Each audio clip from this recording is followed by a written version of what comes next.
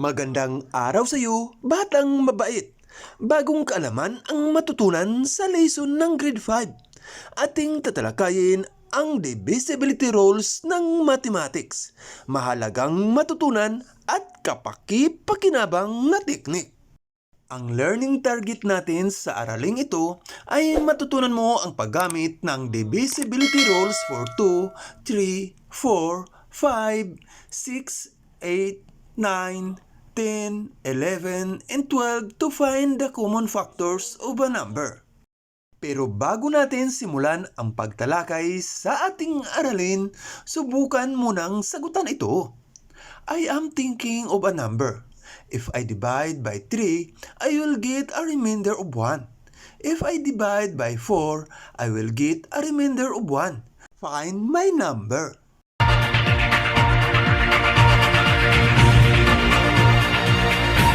Yes, ang sagot ay 13. So, paano? So, I am thinking of a number. If I divide by 3, I will get a remainder of 1. If I divide by 4, I will get a remainder of 1. Find my number. So, the given number are 3, 4, and 1. So, 3 times 4 equals 12 plus 1 is 13. Check naman natin ngayon. So, 13 divide by 3. So, 13 divided by 3 is 4. 4 times 3, 12. And 3 minus 2 is 1. So, remainder 1. Next, so 13 divide by 4. So, 13 divided by 4 is 3. 3 times 4, 12. And 3 minus 2 is 1. So, I get also a remainder of 1. So, the number that I am thinking of is 13. Now, punta na tayo ngayon sa divisibility rules. Remember that a number is divisible by 2 if the ones digit of the number is 0, 2, 4, 6, or 8. A number is divisible by 2 if the ones digit of a number is 0, 2, 4, 6, and 8. So, ang number ay divisible ng 2 kung ang last digit niya ay 0, 2, 4, 6, and 8. For example, 80, 92, 74, 106, and 2, 3, 8. So, kapag ang number huli ay 0, 2, 4, 6, and 8, so that number is divisible by 2. So, another example, 560, 332, 414, 526, and 328. So, ang mga last digit ng number na ito ay 0, 2, 4, 6, and 8. So, these numbers are divisible by 2. Kasi, ang huling digit niya ay even numbers or 0, 2, 4, 6, and 8. Ngayon naman ay alamin natin ang divisibility rule ng 3. So, a number is divisible by 3 if the sum of the digit of the number is divisible by 3. For example, 138, 618, 213, and 819. Okay, subukan natin ang 138. Ipa-plus lang natin tong tatlo. So, 1 plus 3 plus 8. So, 1 plus 3 is 4. Plus 8 is 12. So, 12 is divisible by 3. Subukan naman natin ang 618. 6 plus 1 plus 8. 6 plus 1 is 7. Plus 8 is 15. So, 15 is divisible by 3. 213. So, 2 plus 1 plus 3. So, 2 plus 1, 3 plus 3 is 6. So, 6 is also divisible by 3. And last, 819. So, 8 plus 1 plus 9. So, 8 plus 1 is 9. Plus 9 is 18. So, 18 is divisible by 3. Ngayon naman ay alamin natin ang divisibility rule ng 4.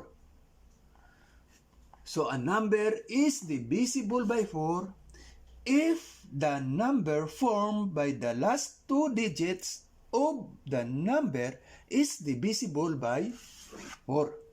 For example, 612. So, the last two digit is 1 and 2. 12. So, 12 divided by 4. So, 12 divided by 4 is 3. 3 times 4 is 12. 12 minus 12 is 0. Another example. 524. So, the last two digit is 24. So, 24 divided by 4 is 6. 6 times 4 is 24. So, 24 minus 24 is 0. So, another example. 5,216. So, the last two digit is 1 and 6. 16. So, 16 divided by 4 is 4. 4 times 4 is 16. So, 16 minus 16 is 0. So, 5,216 is divisible by 4. Okay. Ngayon naman, alamin natin ang divisibility rule ng number 5. So, a number is divisible by 5 if the ones digit of the number is either 0 or 5. Na divisible daw ang number sa 5 kung ang last digit nito ay 0 and 5. For example, 635. So, the last digit or the ones digit is 5. Another example, 710. So, the last digit of the number is 0. So, divisible siya ng 5. So, 585. So, last digit is 5. So, ang number na ito ay divisible ng 5. 870. So, ang last digit niya ay 0. So, this number 870 is divisible by 5. Ngayon naman, alamin natin ang divisibility rule ng 6. A number is divisible by 6 if the number is divisible by 2 and 3. For example, 48. 48 is divisible by 2 dahil ang last digit niya ay 8. 48 ay divisible din ng 3 dahil kung ipa-plus natin ang 4 plus 8 is 12. 1 plus 2 is 3. So 48 is divisible by 2 at saka divisible by 3. So therefore, 48 is divisible by 6. Another example, 516. So 516 is divisible by 2 because ang last digit niya ay 6. So 6 is divisible by 2. So 516 is divisible also by 3. So 5 plus 1 plus 6 is equal to 12. 1 plus 2 is 3. So that number, so 516 is divisible by 2, divisible din siya ng 3. So therefore, 516 is divisible by 6. Okay, last example, 648. So 648 is divisible by 2 because ang last digit niya ay 8. So tandaan, kapag ang last digit ng number ay 0, 2, 4, 6, and 8, so that number is divisible by 2. So 648 is also divisible by 3. So 6 plus 4 is 10 plus 8 is 18. So 1 plus 8 is 9. 9 is divisible by 3. So 648 ay na-divide siya sa 2, na-divide din siya sa 3. So therefore, 648 is divisible by 6. Ngayon naman ay alamin natin ang divisibility rule ng 8.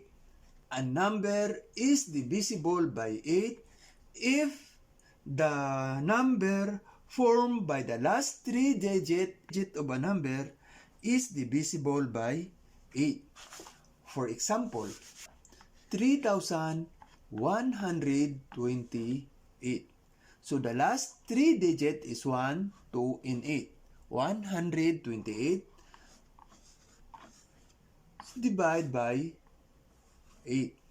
12 divided by 8 is 1. 1 times 8 is 8. 12 minus 4 is 12 minus 8 is 4. Bring down 8. 48 divided by 8 is 6. 6 by 8 is 48. 48 minus 48 is 0. So 3,128 is divisible by 8. Another example is 7,624. The last digit of a number is 624 or 624. So 624 divided by 8. 62 divided by 8 is 7. 7 times 8 is 56. So 2 minus 6 at B is bar 1 from 6. So magiging 12. 12 minus 6 is 6. Bring down 4. 64 divided by 8 is 8.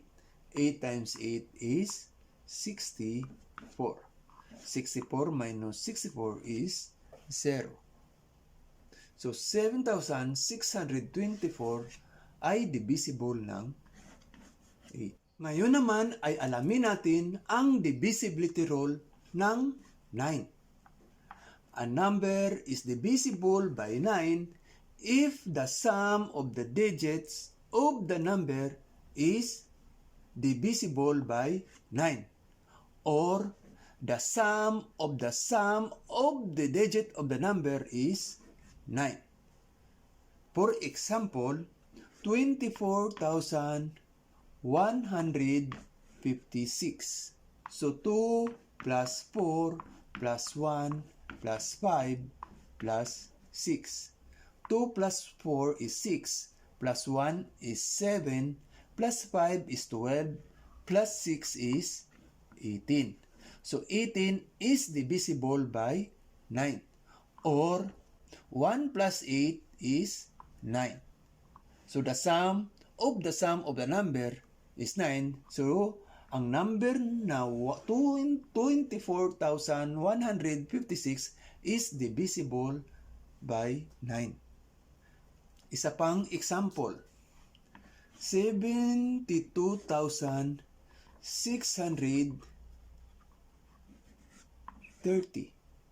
So 7 plus 2 plus 6 plus 3 plus 0. So 7 plus 2 is 9. 9 plus 6 is 15. 15 plus 3 is 18 plus 0 is 18. So 18 is divisible by 9. So 1 plus 8 is also 9. So 72,630 therefore divisible by 9. Alamin naman natin ang divisibility rule ng 10. A number is divisible by 10 if the ones digit is 0. For example, 780. So the last digit is 0 or the ones digit is 0. 690. So the ones digit or the last digit is 0. So ang number is divisible by 10 kung ang huling number nito ay 0. Ngayon naman ay alamin natin ang divisibility rule ng 11. A number is divisible by 11 if the difference between the sum of the evenly placed digits and the oddly placed digits is 0 or a multiple of 11. For example, 1, 2, 3, 2. Ang 1 at saka 3 ay nasa odd place. Ang 2 at isa pang 2 ay nasa even place. So 1 plus 3 is 4. And 2 plus 2 is 4. So 4 minus 4 is 0. So 1,232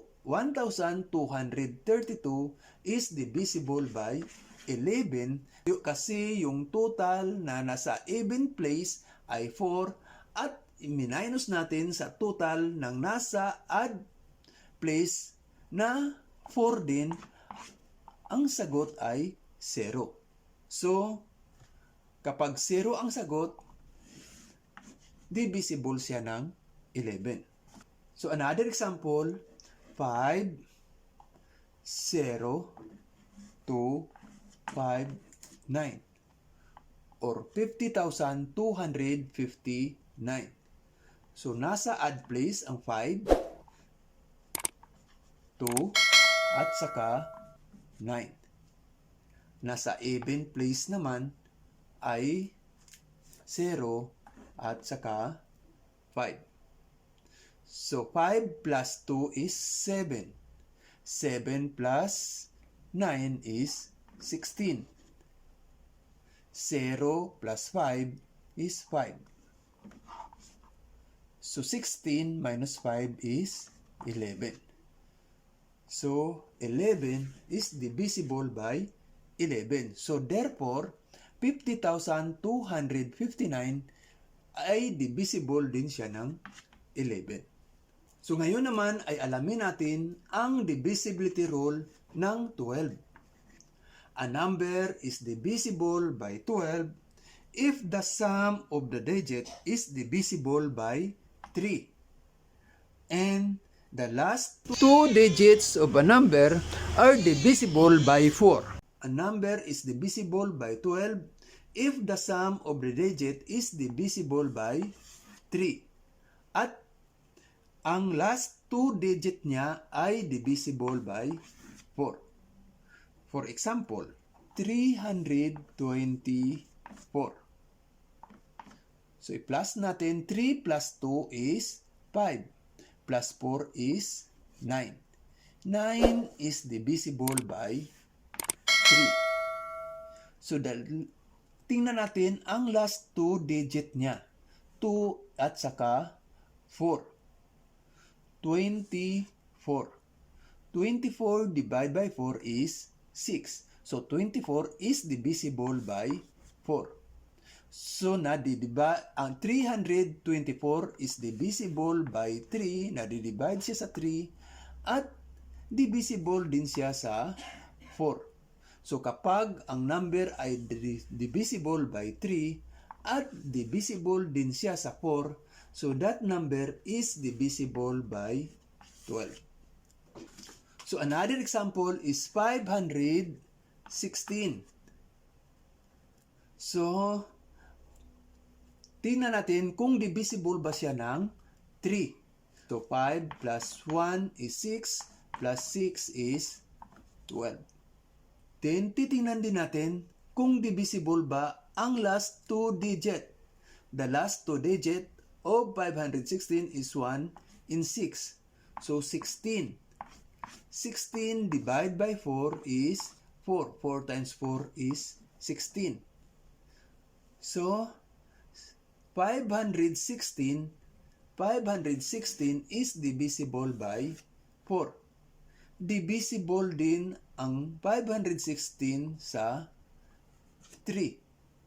So, kapag ang number ay divisible ng 3 at saka 4, so, ang number na yun ay divisible by 12.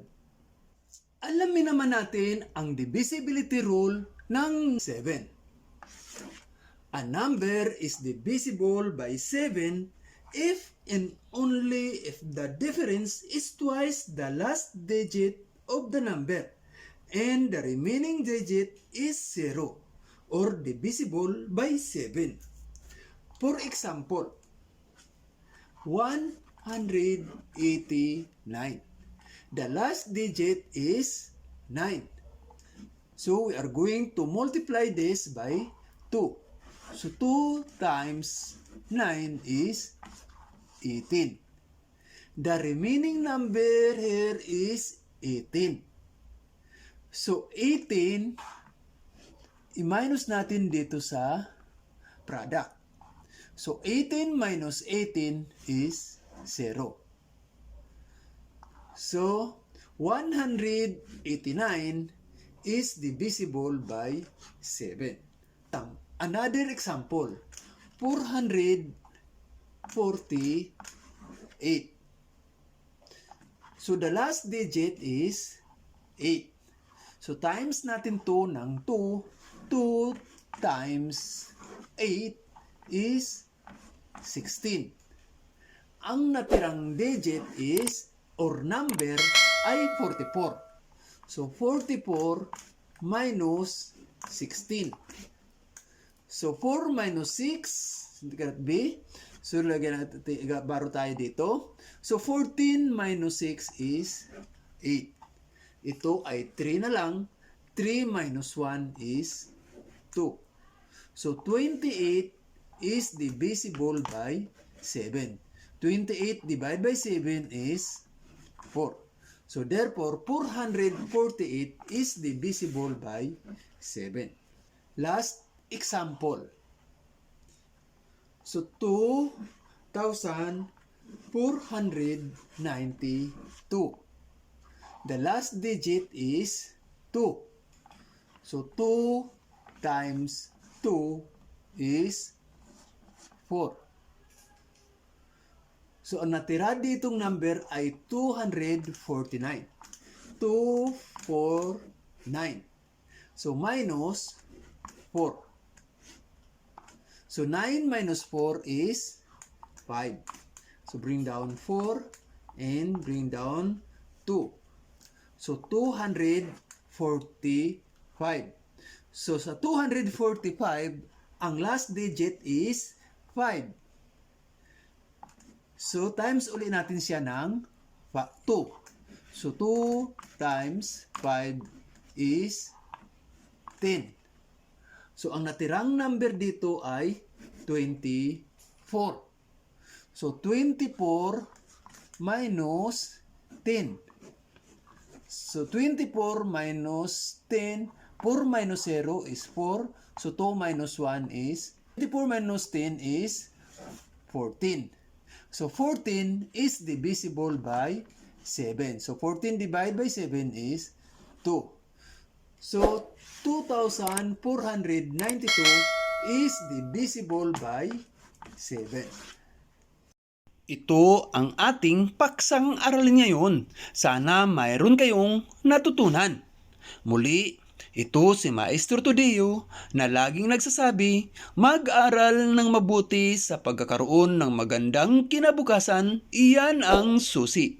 Maraming salamat, ingat kayong lahat.